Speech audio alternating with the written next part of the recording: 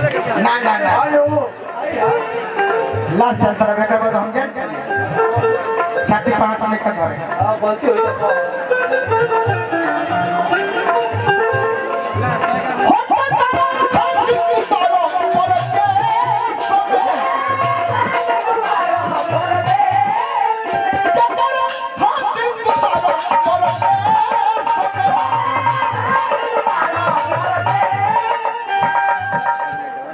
पहले कहले बने हमारा कोई लगे बोली चला चला हम तो एरा जब चोरी आया 20 बरिस सुननी 20 बरिस पहले कहले बने अब विचार करा हां हां हां बोला तो का ना ना हम जानते हैं का करे खातिर आए देखिए ये करे के पति बीमारी कहल जाए ये पति बीमारी हां यहाँ के देखना कोई हो लेकिन वो जब फिर नहीं है अरे सोचनी कि सुग्रीव जी जे पैसा देवे ये को पैसा नहीं ध्यान दे हां हां बबुआ अखन भैया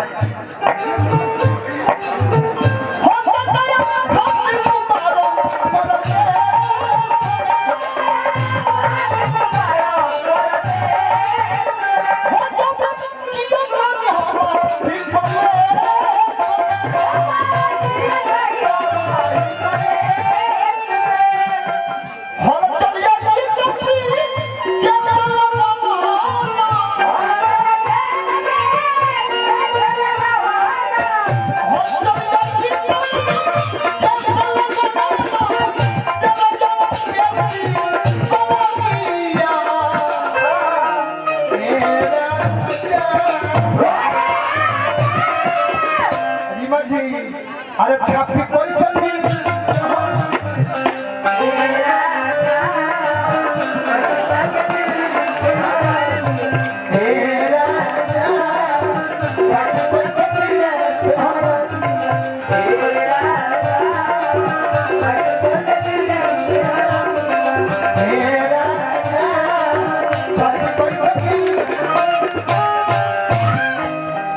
कमल बास करता अब ये ले बोल ही तो भोजपुरी में कहूँ बात चल आई शुरू करी तो शुरू करी हम बूढ़ा मऊ है बूढ़ा सुना लो 1500 मौका है लेके चली बड़ा का एक दो को रहले तो तम न होले 1500 ये हो धाल भरी भाई खैर कौन बात में बहुत बहुत लोकगीत के गायक लोग आइल बा एक जोड़ी खजे कमल बास से अजित हलचल गई हैं जिन्हें हम अपना उसे आदेश ना निर्देश देता हमने के शुरुआत करनी जा अब हमारा बहुत बहुत सुंदर सुंदर कलाकार मंच पर आइल बड़ा आ गोलू राजा के होली मिलन में हम रगड़ के है हद से लेके हफ्ता लोग के हम रगड़ले बनी तो पहलवान बनल बनी कल हम ही ना है जन के तू अपना के जवान बनो हम पुरान हमरा कह देबा मुंह से कहला में कइला में बहुत अंतर होला हम धोबिया पाट वाला ना है कल जंग वाला भी ना है हम साफ सखिया मार के छतिए पर बैठ गेले सखी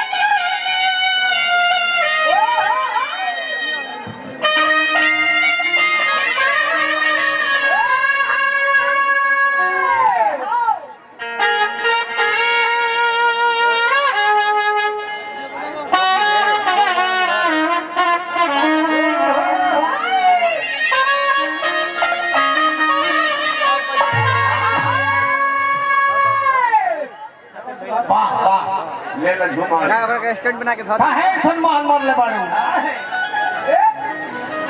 तनी को कम रखी है मिड उड खोल के तन 20 टोन बना के रखो हेलो माननीय भाई बुच्ची बाबू को सम्मान देते हुए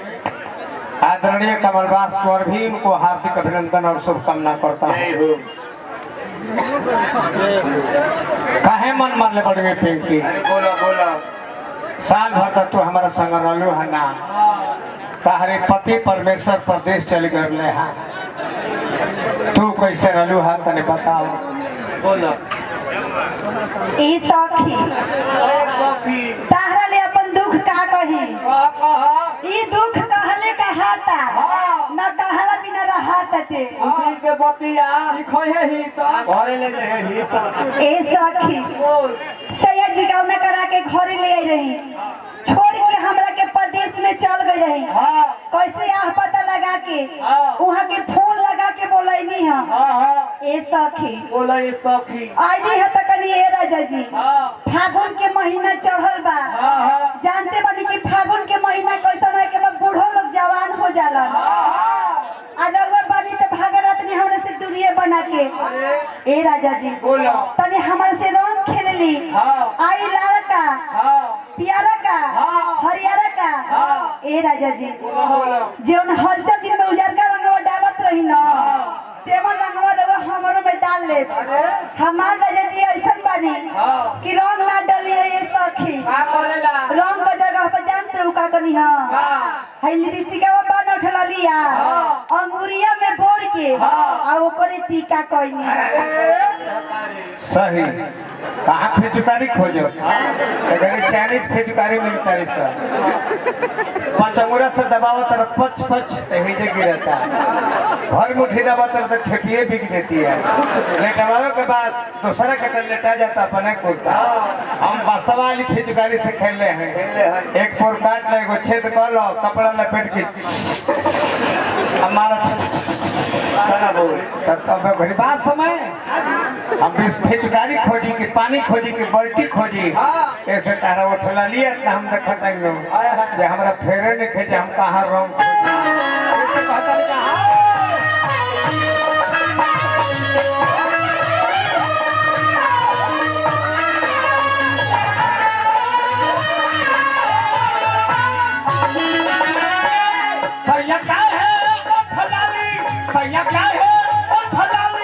हमार फीका रोजे अंगूरी से बोरी बोरी के टीका करे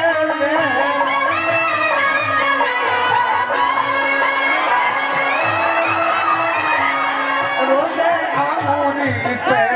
बोरी बोरी के टीका करे